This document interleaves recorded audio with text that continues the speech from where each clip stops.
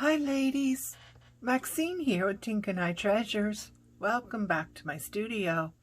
You know, the other day I was working on a project and I needed to tear down some paper. So what I ended up with were strips, kind of like this. And I ended up with some other strips that were slightly wider. These here are about 1 inch. The other ones I had were probably, I don't know, 1.5 inch. Yeah, 1.5 inch strips. And you know, I thought, gee, these are an awful lot of strips, and I don't want to throw them away. But my stash drawer is kind of overflowing right now, so I really didn't have room for all of those to be in my stash drawer. And they were just white. They're just white paper. So what I ended up doing is making a, what do they call, huh? Okay. I totally, lattice. So I ended up making like a lattice masterboard. This is just mounted on a piece of cardstock, as it were. And I thought, you know what? I should have brought you guys along so you could see this, because, you know, I thought this is a great idea. And like I said, this is just white copy paper that I was making something with, and it had to be, the copy paper had to be torn down a little bit to the size I wanted.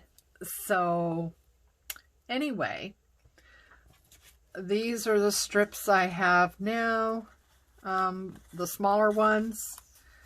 And I thought I would show you what I did.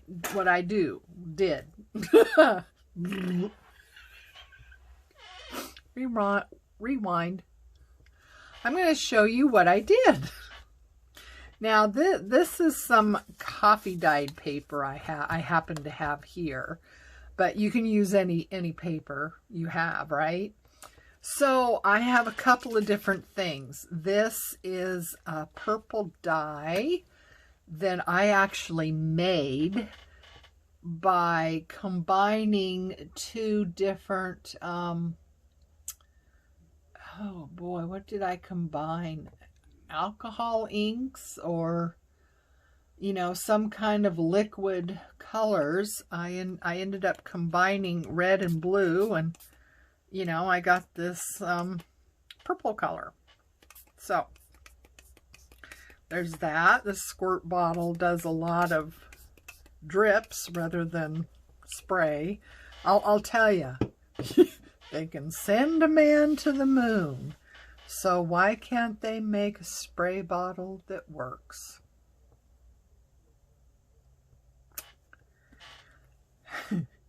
Okay, this color is actually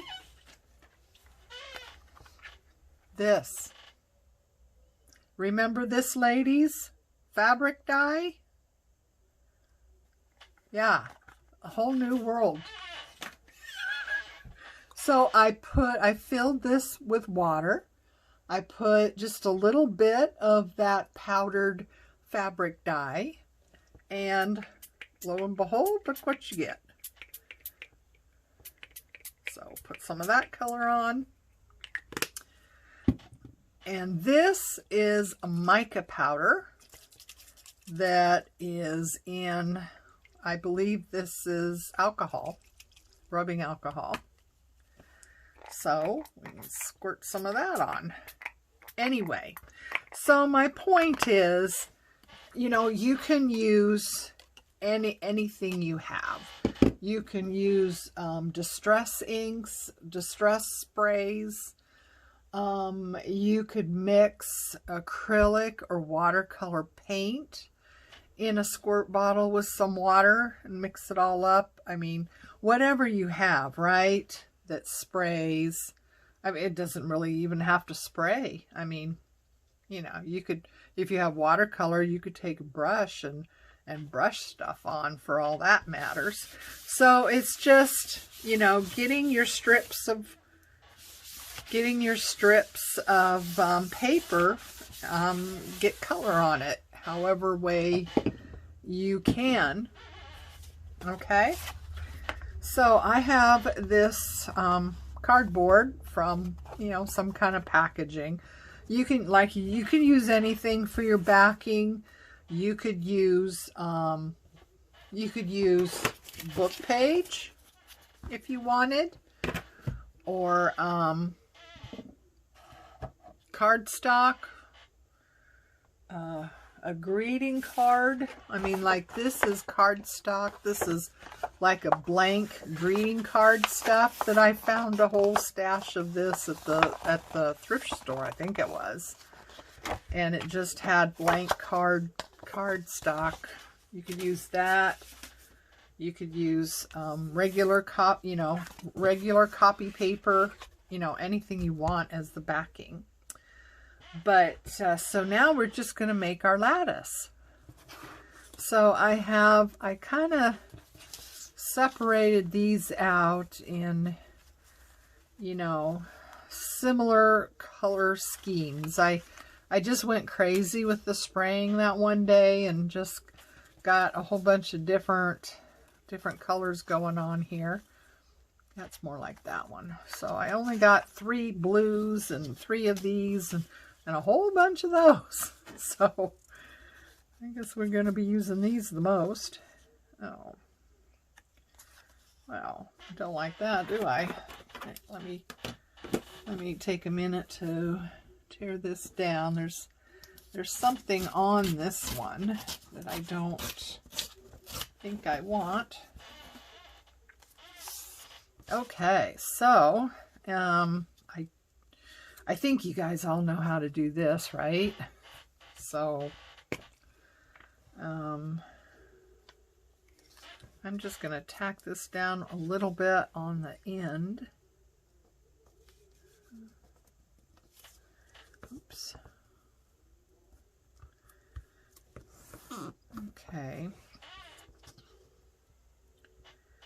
And this. Oh, you know what?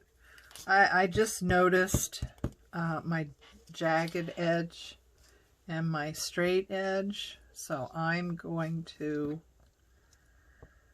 have those going in the same direction. Of course, you know, your strips are going to be different, right?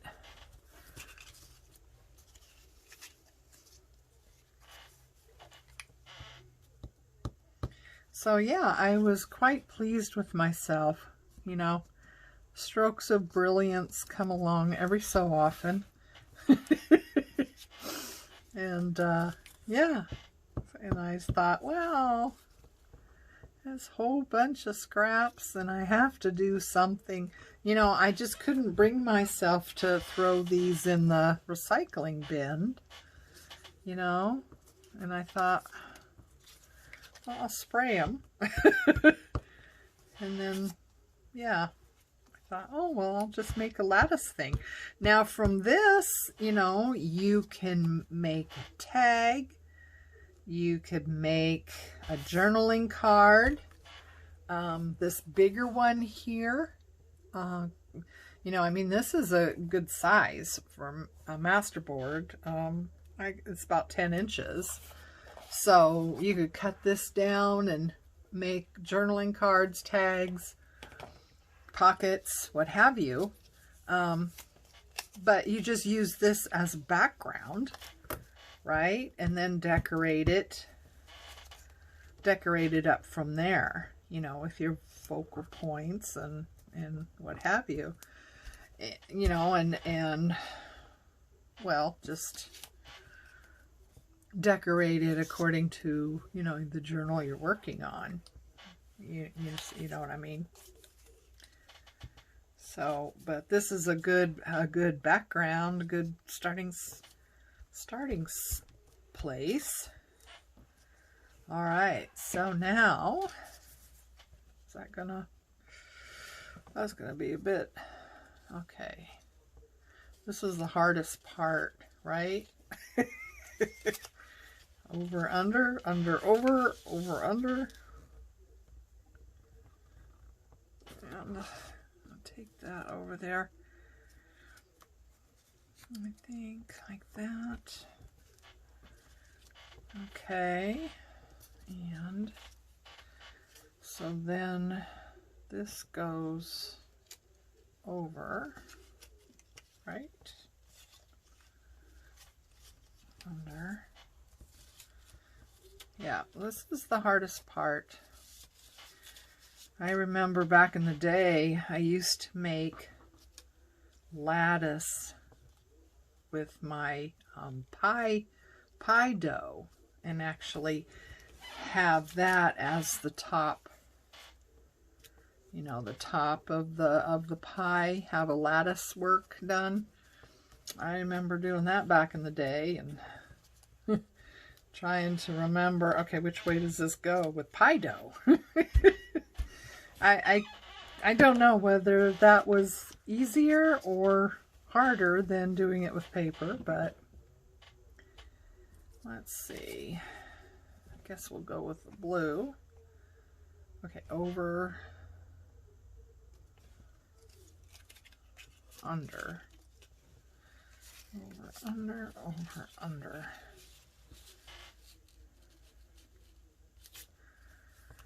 Okay, yeah, you know, struggle with this stuff.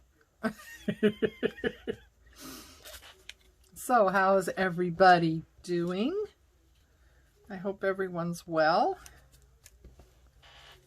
Having a good week. The weather here has been beautiful.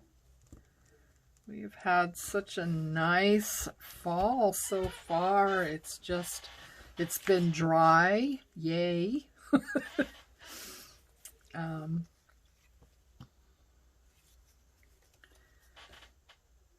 And I say that because I have to use a mobility scooter. And if the weather's nice, I can get out and do what I call a walkabout. You know, I go for a scooter walk. I go for a walkabout with my scooter. And I can do that, you know, if it's dry and not raining. Once the rain starts, then I can't do that anymore. So, and there's not very many stores close to me that I can take a scooter to, but I can go to the neighborhood Walgreens, which I do a lot just because it's there, and, you know, it's something that's within scooter distance for me. So, you know, I have fun doing that. It makes me feel good to be able to get out, you know, on my own. If we go to the store or something like that, I need my hubby with me. And, you know, ladies, you understand, right? I would give just about anything to be able to go to the store by myself. Okay, so my paper is longer than my platform, so I'm just going to cut that off. And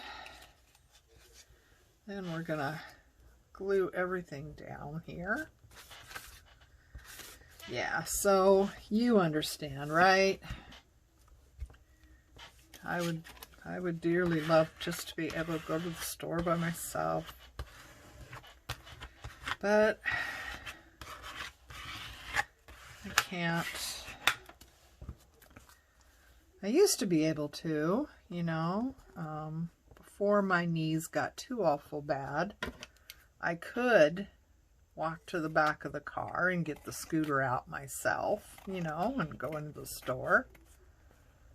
And then, I don't know, my knees got to be so bad that walking the length of the car is difficult, and standing long enough, right, to get the scooter in and out and things like that, it's a little bit tricky.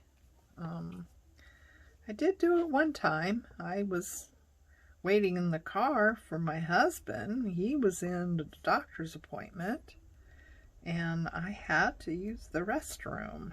And I thought, well, I you know, I gotta go. So I wasn't sure if I would be able to manage or not, but I thought, well, I'm gonna give it a go. I mean, I feel pretty good today, so I got out, and I have a cane that I use, and I managed to get to the back of the car okay, and I thought, all right, this might work.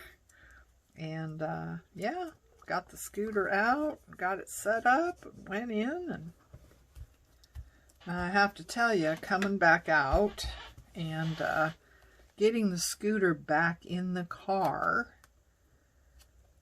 was okay, but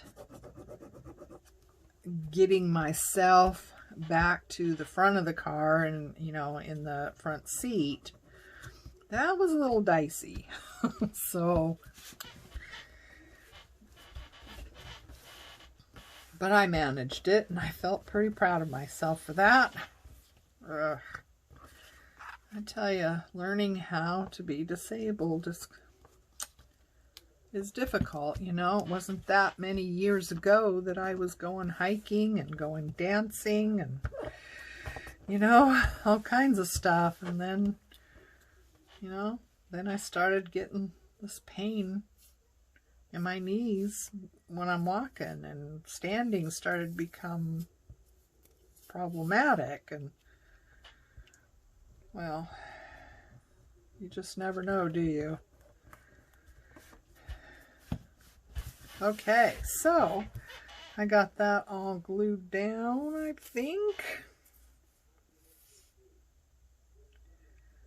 So this one's is not quite as big, but I could cut that in half and have 2 journaling cards, or I don't know. That'd be kind of, I mean, I could have 2 tags, but they'd be pretty narrow tags. But I could do that, or I could cut it in half here and have 2 journaling cards, or a couple pockets even, you know. So anyway, yeah, but that's a great background for, you know, adding more stuff to it. It's good to, just like this, you know, stop right here and put it in your stash. And that way, when you're making a journal, you could bring this out and cut what you need, and then decorate it, you know, according to match your journal, whatever you're making, so it matches your journal. But this is a great background to start with, and you know, all this is already done for you, so it makes putting a journal together quite easy when you have, you know, a lot of things like this in your stash, you know, that you can pull from. I've been working on some other things I thought I would just show you. These are just simple envelopes. I just have some twine around this one, and yeah, it's a pocket. So yeah, and here's another one. I really like that one. And here's a couple I made from just book page. It's an envelope, decorated it all up, and have a little string on there as a closure. And you could either, you know, tuck this in a pocket, or, you know, just glue it down. on a page or whatever. I think I'm going to just tuck mine in pockets and just have them loose because, yeah, I think they're really cute. Here's another one I made. This one is adorable. And here's some things I made. Now this is just a long piece of paper that's been folded up, right? And I rounded these two corners. I happened to sew, but you could just glue it too. So it's a long piece of paper that's folded up, and then you glue the two ends here. I rounded the corners. You don't need to. And then, so then you've got this pocket, and I just have a piece of coffee dyed paper that I folded and put a little label on the top and just stuck it in like that. And then this can be glued down in your journal. Here's another one. Now if you could decorate the back too, and then you wouldn't have to necessarily glue it down. But yeah, I just decorated the front, so this would be glued down. But here's another one, same thing. And this one, again, it's the same thing. Piece of paper's folded up. This one just has some dyed paper in it. I'm not sure what I used. Oh, you know what you know what this is? This is that fabric dye. In green. I think it's Kelly green. And I added just a little bit of coffee to get this muted color to the dye. So yeah, you can experiment that with those fabric dyes, you know, and kind of mix things and see what you get. But yeah, there's another one, just a little piece of paper was tucked in there for writing on. But anyway, so yeah, those are some other things I've been working on. So anyway, ladies, thank you for joining me today. I hope you got some inspiration from this little project. I think it turned out really, really nice. So if you have a specific theme or color combination going, you know, you can spray your papers with those specific colors, or, you know, whatever you have, if you have something in mind that you're doing this for. Otherwise, you could spray more neutral. I mean, even though this has a lot of color to it, to me this is pretty neutral. So, you know, from here you can take it in several different directions. So anyway, thanks for joining me today, guys. I hope you got some inspiration from that and gives you another idea of something to do with scraps. So until next time, ladies, take care of you, love each other, and I'll see you again. Bye.